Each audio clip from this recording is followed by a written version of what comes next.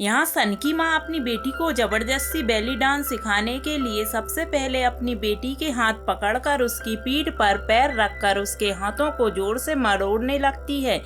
इससे यह होता है कि बहुत ज़्यादा प्रेशर की वजह से उसकी बेटी की रीढ़ की हड्डी टूट जाती है। ऐसा होने पर लड़की अब एक जिंदा लाश बन चुकी थी, क्योंकि वह हल्का सा भी हिल नहीं पा रही थी। अब इस लड़की की शन की माँ ऐसा करने पर भी यहाँ नहीं रुकती है। अपनी बेटी में एक मैकेनिक जिम फिट करके उसे पूरी तरीके से एक डॉल में बदल देती है और तब से यह लड़की एक मशीन डॉल की तरह डांस करती रहती है। इसके 10 साल बाद कुछ लोग सस्पेंस के चलते इस हवेली में एंट्री करते हैं और इन्हें इसी हवेली में एक लड़की की डॉल दिखाई देती है जिस पर एक कपड़ा ढका हुआ है। इनमें से एक लड़का इस डॉल पर से ही कपड़ा हटा देता है। यह देखते हैं कि डॉल एक लड़की की है जिसका चेहरा अभी तक जवान है। तभी इन्हीं में से एक लड़की उस मैकेनिक मशीन में चाबी डालकर जैसे ही घुमाती है तो यह डॉल लड़की रोबोट डॉल की तरह डांस करना शुरू कर देती है। डांस के खत्म होने पर उस डॉल लड़की को एहसास होता है कि कोई ना कोई जरूर उसके आसपास है। अब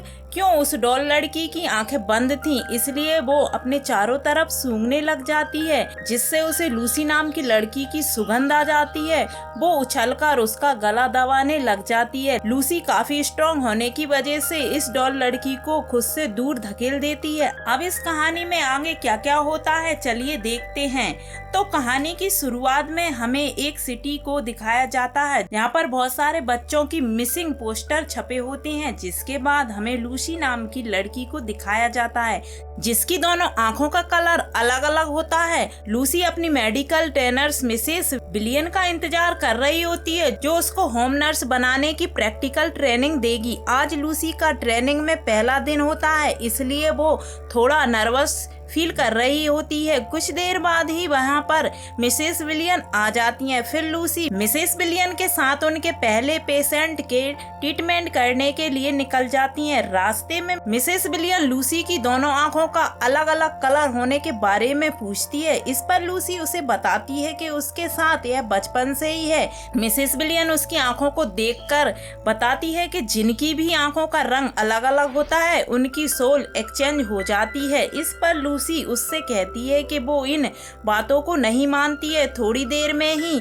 वो लोग अपने पहले पेशेंट के पास पहुंच जाते हैं। ट्रेनिंग के पहले दिन मिसेस विलियन लूसी को समझाती है कि जो पेशेंट हमारे पास नहीं आ सकते हम उनके ट्रीटमेंट के लिए हमें उनके घर जाना ही पड़ता है। उनके सारे पेशेंट ऐसे ही है इसलिए उनके पास उनके पेशेंट के घर की चाबी पहले से ही पेशेंट को उनकी दवाइयाँ और इंजेक्शन देकर यह दोनों अपने अगले पेशेंट के घर चले जाते हैं जो कि एक बूढ़ी औरत होती है। उसको ट्रीटमेंट देकर यह लोग अगले लास्ट पेशेंट जेसन के घर जाते हैं जो एक बहुत बड़ा ओल्ड मेशन है जो जंगल के बीच में मौजूद होता है। मिसेस विलियन लूसी को कार में बैठे रहने को कहकर उस मेशन में चली जाती हैं क्योंकि जेसन थोड़ी अलग है। बहुत देर तक मिसेस विलियन के वापस न आने पर क्यूरियोसिटी के चलते लूसी उस बड़े से मेशन में चली जाती है जिसकी सारी खिड़कियों को कपड़े से ढका होता है। अब लूसी अंदर जाती है तो देखती है कि उस मेशन में बहुत सारी तस्वीरें हैं, जानवरों की मूर्ति लगी होती हैं। मिसेस विलियन को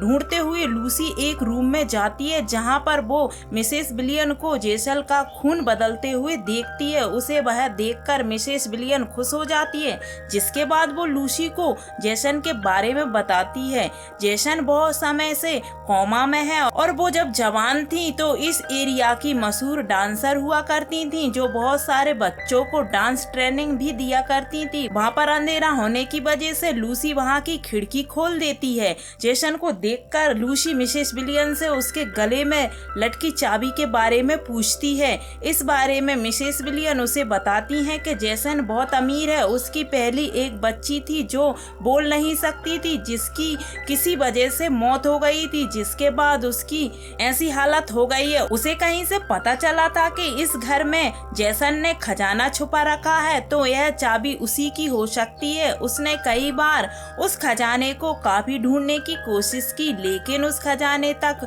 वह कभी नहीं पहुंच पाई जिसके बाद वो दोनों वहां से निकल जाती हैं। मिसेस विलियन लूसी को उसकी बताई जगह पर छोड़ देती है और अपने घर की तरफ जाने लगती है। हम देखते हैं कि मिसेस विलियम रास्ते में एक लड़की को किडनैप करके ले जाती, जिससे हम जान सकते हैं कि शहर में हो रही किडनैपिंग में इसका हाथ हो सकता है। जिस बच्ची को इसने किडनैप किया था उसकी उम्र के बच्चों की मिसिंग खबरें शहर में छपी हुई थीं, जिसके बाद वह घर जाकर उस बच्ची को मार देती है, उसका खून निकाल के।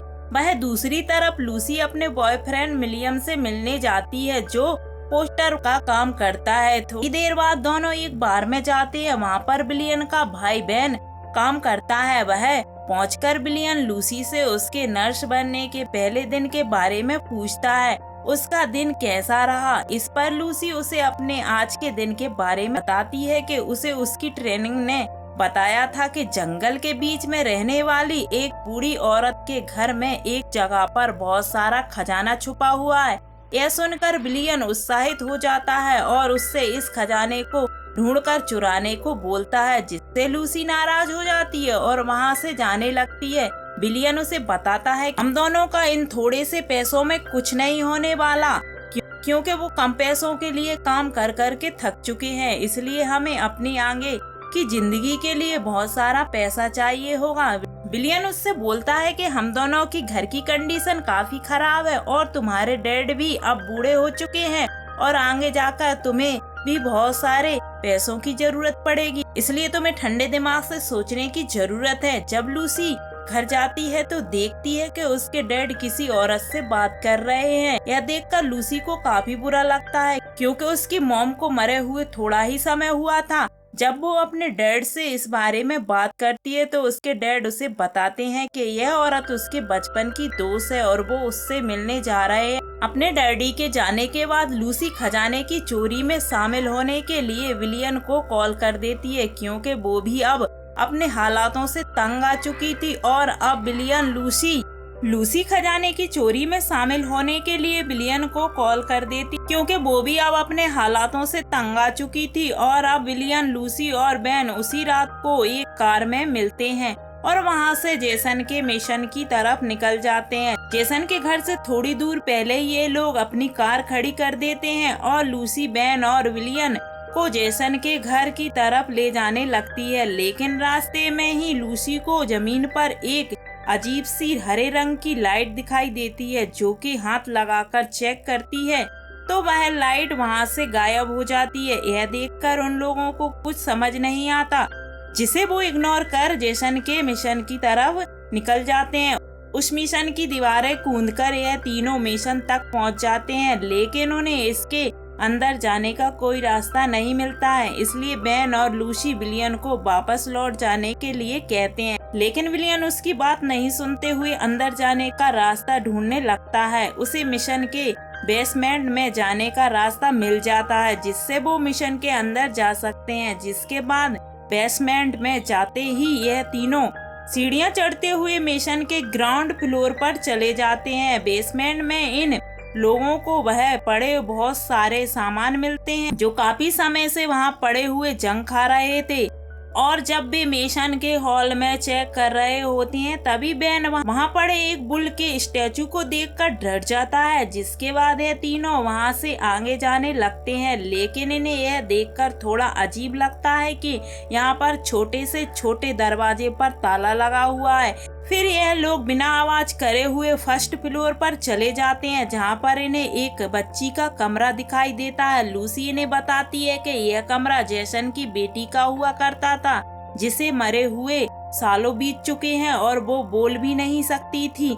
तभी उन दोनों को विलियम पास के कमरे में बुलाता है। जब वो अंदर जाते हैं तो और देखते हैं कि वहाँ पर 4 एनिमल्स डॉल हैं। जब वो इनके बारे में बात कर रहे होते हैं तो तभी एक पुतला एकदम से उनकी तरफ घूम जाता है, जिसे देखकर यह तीनों डर जाते हैं और इसे इग्नोर कर वहां से आगे की तरफ जाने लगते हैं। आगे जाने पर इन्हें एक दरवाजा मिलता है जो लॉक होता है। विलियम को लगता है कि यह खजाना इसी दरवाजे के पीछे होगा, लेकिन इसकी चाबी उनके पास नहीं है। इस पर लूसी उन्हें बताती है कि उसने जेसन के गले में एक चाबी देखी थी, शायद वो इस दरवाजे की चाबी हो सकती है। इसलिए तीनों चाबी लेने के लिए टॉप फ्लोर पर मौजूद जेसन के कमरे में जाने लगते हैं। जेसन के पास पहुंचकर वो देखते हैं कि वो सो रही है और ऑक्सीजन मास्क लगाए हुए है। जिसके बाद लूसी बड़े आराम से जेसन के गले से उसकी चाबी निकाल लेती है और उसे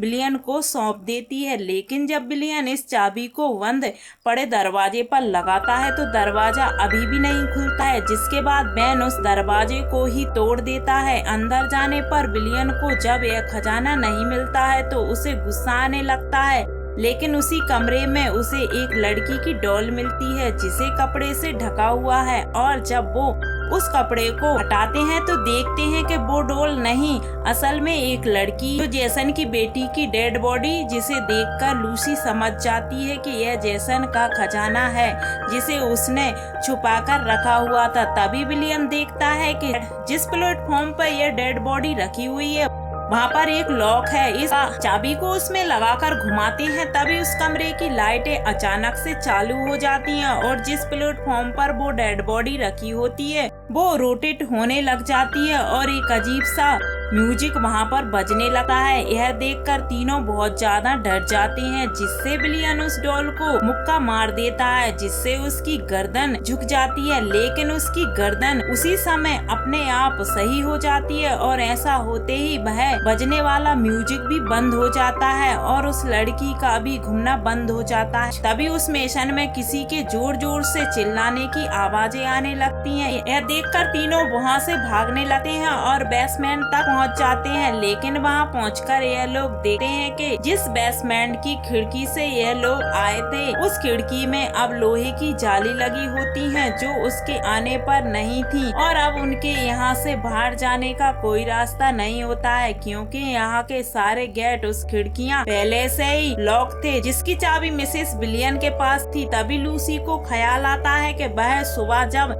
मिसेस बिलियन के साथ यहाँ पर आई थी तो उसने जेसन के कमरे की एक खिड़की खोली थी जिसे किसी ने बंद नहीं किया था, और वो खिड़की ही उनके यहाँ से बाहर निकलने का रास्ता है क्योंकि लूसी के मुताबिक जेसन कोमा में है जिससे उसका उस पर ध्यान नहीं आएगा। इसलिए यह लोग जेसन के कमरे में पहुँच जाते हैं, लेकिन वह देखकर शॉक हो जाते हैं कि जेसन अपने बेड पर नहीं थी और उसके बेड पर खून ही खून पड़ा हुआ था। लेकिन बिलियन और लूसी खिड़की की तरफ जाते हैं जिसे लूसी ने खोला था, लेकिन अब इसलिए वो उस ताले को तोड़ने लगते हैं। वहीं दूसरी तरफ बेन जेसन के कमरे में लगे मिरर को देखने लगता है और जब वो इस मिरर को गौर से देखता है तो वह अपने पीछे जेसन को पाता है। बिलियन खिड़की के ताले को तोड़ देता है और जब वो बेन को बुलाता है तो वो नहीं आता है।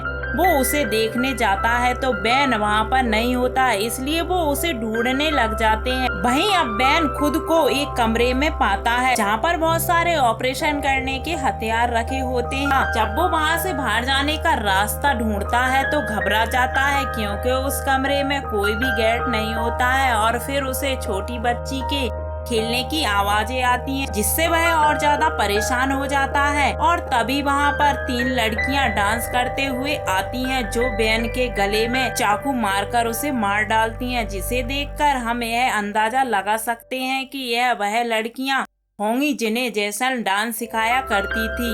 उधर विलियन और लूसी बेन को पूरे मिशन में ढूंढ रहे होते हैं। लूसी को एक नोट मिलता है जिसे पढ़कर उसे मालूम पड़ता है कि जेसन की बेटी का नाम एना था, और जब वो बेन को ढूंढते हुए एक कमरे में जाती है जहाँ पर बहुत सारी डॉल एक डाइनिंग टेबल पर बैठी होती हैं। लूसी वहाँ पर जैसे ही जाती है वैसे ही वह मौजूद डॉलों का फेस बड़ी ही तेजी से लूसी की तरफ हो जाता है और वहीं एक कुर्सी पे जेसन भी बैठा होता है जो लूसी को कंट्रोल कर अपने सामने बिठाकर उसके दोनों हाथों को पकड़ लेता है और फिर जेसन उसे अपने पास्ट लाइफ दिखाती है जहां पर जेसन अपने मिशन में कुछ लड़कियों को डांस सिखा रही होती है, जिसमें से एक लड़की को जेसन डांस सही से ना सिखा पाने के कारण भगा देती है। फिर वो लड़की जब अपने कपड़े बदल रही होती है तभी एना उसे कहीं ले जाती है। थोड़ी देर बाद जैसन को उस लड़की की जोरदार चीखें सुनाई देती हैं, इसलिए वो अपनी बाकी छात्राओं को घर जाने को बोलकर ऐना के पास जाती है, जहाँ पर ऐना उस लड़की को मारकर उसका खून पी रही होती। हम यह देखकर जैसन उसको डांटती है,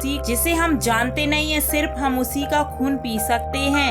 अपनी माँ से नाराज होकर ऐना वहाँ से मिशन के बाहर सनलाइट में जाकर अपने आप ही लेविट होने लगती है, जिसे उसकी त्वचा जलने लगती है और उसे ऐसा करते जैसन भी देख रही होती है। जैसन ऐना को गलती करने पर यह सजा दे रही होती है, क्योंकि वो सिर्फ अनजाने लोगों का ही खून पी सकते हैं। यह देखकर हम समझ जाते हैं कि जैसन और ऐना वैम्पायर हैं और जिन तीनों लड़कियों ने बेन को मारा था यह जैसन की छात्राएं थी, जिनका ऐना ने खून करके पिया था। तो यह लोग शहर से दूर जंगलों में छिपकर रहते हैं, जो लोगों के लिए इंसान है लेकिन असल में वो हैवान है। इसके बाद वह लूसी प्रेजेंट में आ जाती है, लेकिन अब उसके सामने जैसन नहीं होती है। वहीं दूसरी तरफ जब बिलियन यहाँ से बाहर निकलने के लिए एक ताला तोड़ रहा होता है, तभी उसके सामने मुंह पर एक कपड़ा ढका हुआ बेन आता है, जो पूरा खून से लथपथ है। अब बिलियन उस पर से कपड़ा हटाता है, तभी बेन उस पर हमला कर देता है और फिर उन दोनों में घमासान लड़ाई चलने लगती है। इनके लड़ने की आवाजें लूसी भी सुन लेती है, लेकिन वो कुछ कह नहीं सकती है, क्योंकि उस कमरे में वो मौजूद है, उसका गेट लॉक था। अपनी जान बचाने के लिए बिलियन अपने भाई बहन को, जो पहले से ही मरा हुआ था, उसे एक पास में ही पड़ी कैंची से उसके गले पर वार कर देता है,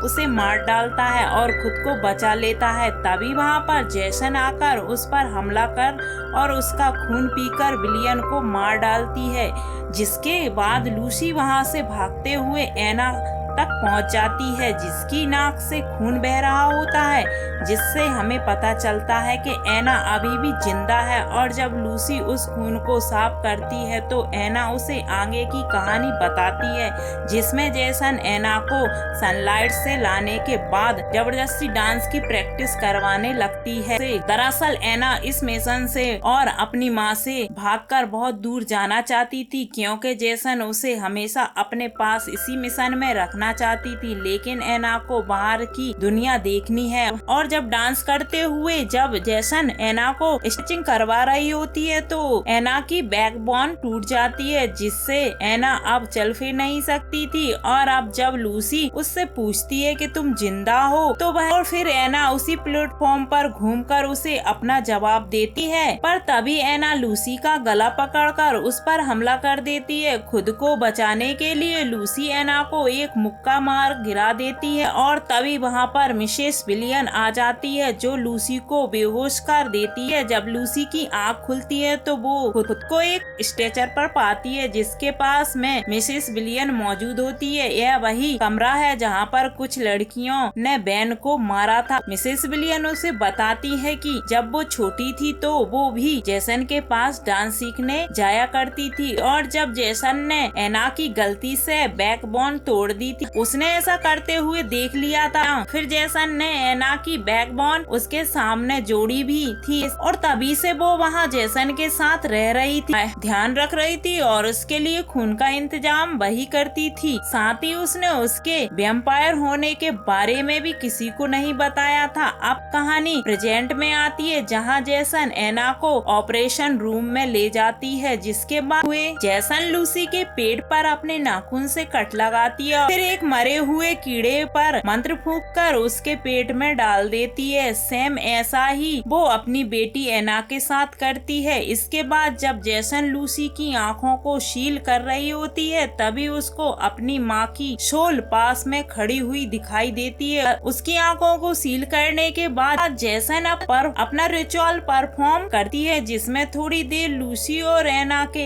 हवा में झूलने के बाद दोनों के मुंह से वह कीड़ा जिंदा होकर एक दूसरे के मुंह में जाकर अदला बदली करता है। और फिर थोड़ी देर बाद मिसेस बिलियन लूसी को जैसन के पास लाती है। जब लूसी एक मिरर में खुद को देख रही होती है, तब हम देखते हैं कि अब उसकी दोनों आँखों का कलर सेम हो चुका है, जबकि मूवी की शुरुआत में उसकी दोनों आँखों का कलर अलग अलग था। इससे हम समझ सकते हैं कि उस रिचुअल को परफॉर्म कर जैसन ने लूसी और ऐना की शॉल की अदला बदली कर दी है। मतलब कि अब लूसी लूसी की बॉडी में एना की सोल रहेगी और एना की बॉडी में लूसी की। यह सब जेसन ने अपनी बेटी एना के लिए किया होता है ताकि वो उसके साथ फिर से डांस करे और हमेशा उसके साथ रहे। इसलिए जेसन एना को फिर से उसके सामने डांस करने को बोलती है, लेकिन एना को अब कोई डांस नहीं करना था, जिससे वो गुस्सा हो जाती है और जब मिसेस विलियन जेसन के इशारे पर एना को जबरदस्ती डांस करवाने का इशारा करती है तो ये एना उसकी जेब से एक छुरा निकाल के उसके गले में घुसा देती है, जिससे उसकी मौत हो जाती है। फिर एना अपनी माँ यानी कि जेसल को भी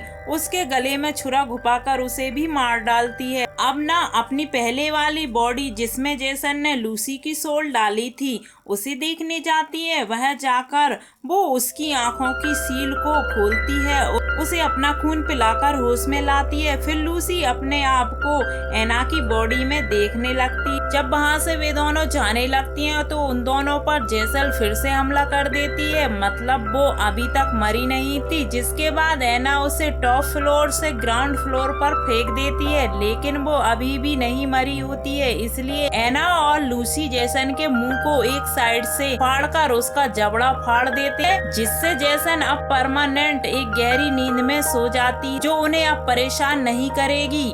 जब दोनों उसे मारकर मेशन के बाहर जाते हैं तो देखते हैं कि उनके सामने एक अजीब सी लाइट आती है। यह वही लाइट है जिसे हमने मूवी के बीच में देखा था। जिसके बाद उसे अपने हाथ में लेकर लूसी उसे देखकर मुस्कुराती है। उस रात वो दोनों साथ में सो जाती हैं और अगली सुबह दोनों लड़कियां समुद्र किनारे एक पहाड़ की चट्टान पर चली जाती हैं। फिर वह जब लूसी पर सनलाइट पड़ती है तो उड़ने लगती है। उड़ते हुए उसकी बॉडी की स्किन जलने लगती है और कुछ ही देर में वो गायब हो जाती है, जिसे एना मुस्कुराते हुए देख रही थी। ऐसा इसलिए क्योंकि लूसी को भी अब इस दुनिया में नहीं रहना था। एना को यह दुनिया देखनी थी, इसलिए दोनों की जब सोल बदली गई लूसी को मुक्ति मिल जाती है और एना को उसका सपना। इसी के साथ ये मूवी यहाँ पर खत्म हो जाती है।